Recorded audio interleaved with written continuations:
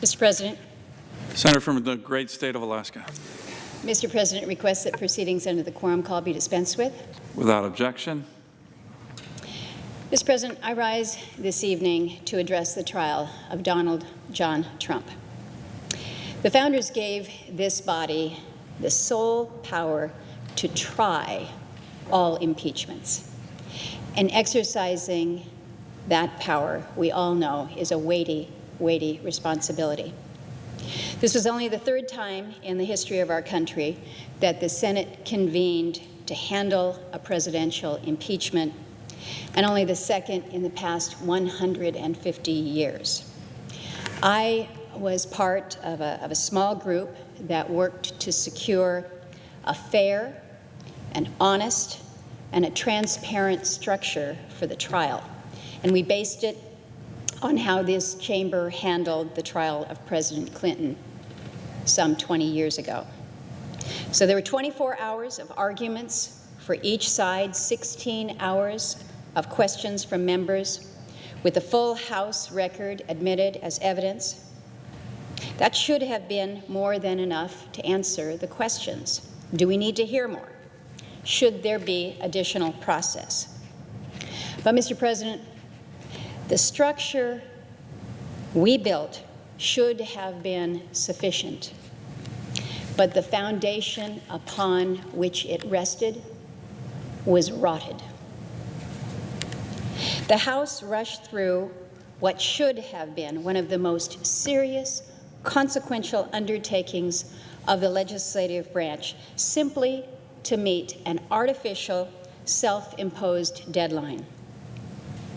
Prior presidential impeachments resulted from years of investigation, where subpoenas were issued and they were litigated, where there were massive amounts of documents that were produced and witnesses deposed, where resistance from the executive was overcome through court proceedings and through accommodations.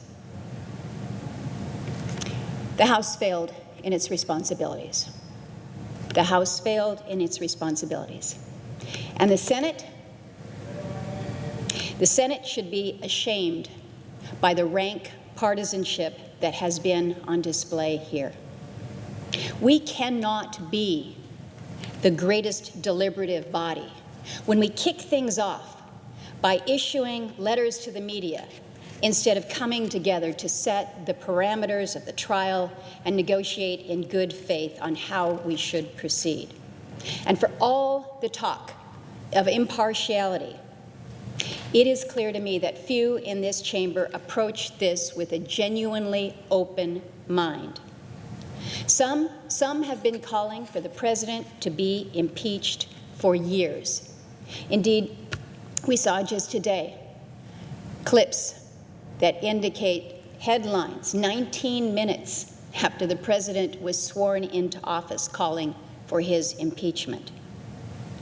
Others in this chamber saw little need to even consider the arguments from the House before stating their intentions to acquit. Over the course of the past few weeks, we've all seen the videos from 20 years ago where members who were present during the Clinton trial took the exact opposite stance than they take today. That level of hypocrisy is astounding, even for a place like Washington, D.C. The president's behavior was shameful and wrong. His personal interests do not take precedence over those of this great nation. The president has the responsibility to uphold the integrity and the honor of the office, not just for himself, but for all future presidents. Degrading the office by actions or even name-calling weakens it for future presidents, and it weakens our country. All of this rotted foundation of the process, all of this led to the conclusion that I reached several days ago, that there would be no fair trial. While this trial was held here in this Senate, it was really litigated in the court of public opinion. For half the country, they'd already decided there had been far too much process. They considered the entire impeachment inquiry to be baseless, and they thought that the Senate should have just dismissed the case as soon as it reached us. And then for the other half, no matter how many witnesses were summoned or deposed, no matter how many documents were produced, the only way the trial could have been considered fair was if it resulted in the president's removal from office.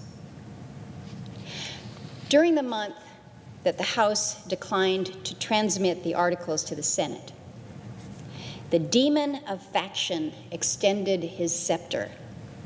The outcome became clear, and a careless media cheerfully tried to put out the fires with gasoline.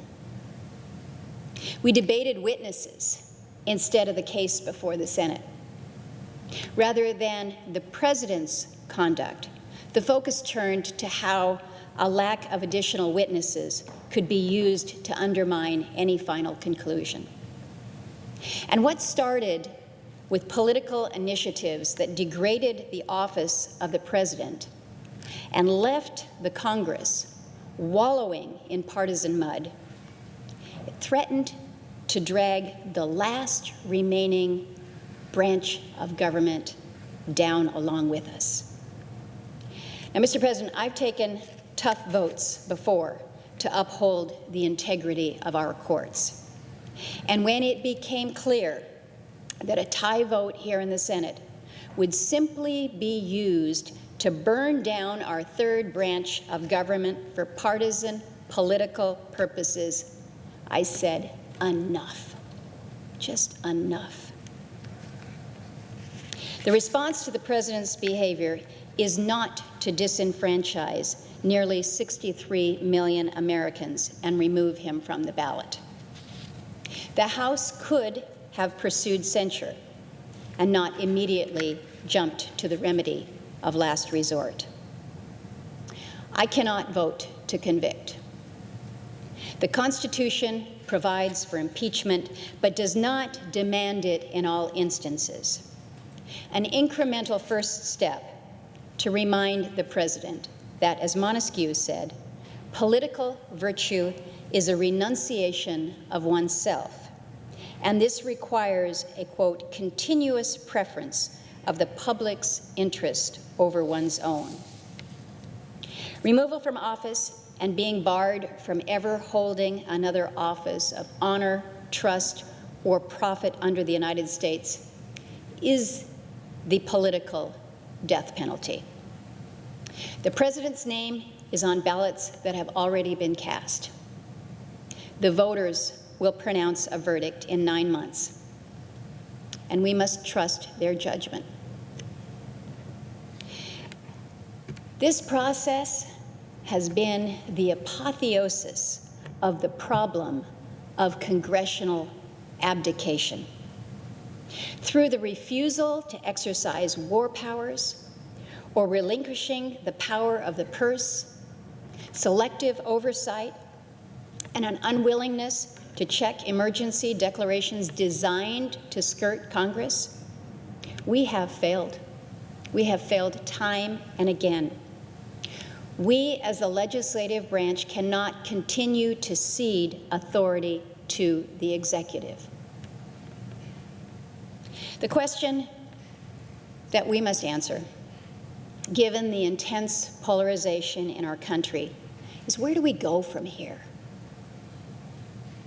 Where do we go from here? And I wish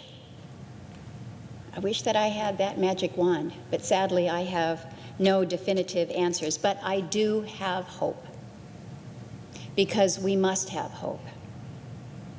As I tried to build consensus over the past few weeks, I had many private conversations with colleagues, and so many so many in this chamber, share my sadness for the present state of our institutions. It's my hope that we've finally found bottom here, that both sides can look inward and reflect on the apparent willingness that each has to destroy not just each other, but all of the institutions of our government. And for what? Because it may help win an election? At some point, Mr. President, at some point for our country, winning has to be about more than just winning, or we will all lose. With that, Mr. President, I thank you. I yield the floor.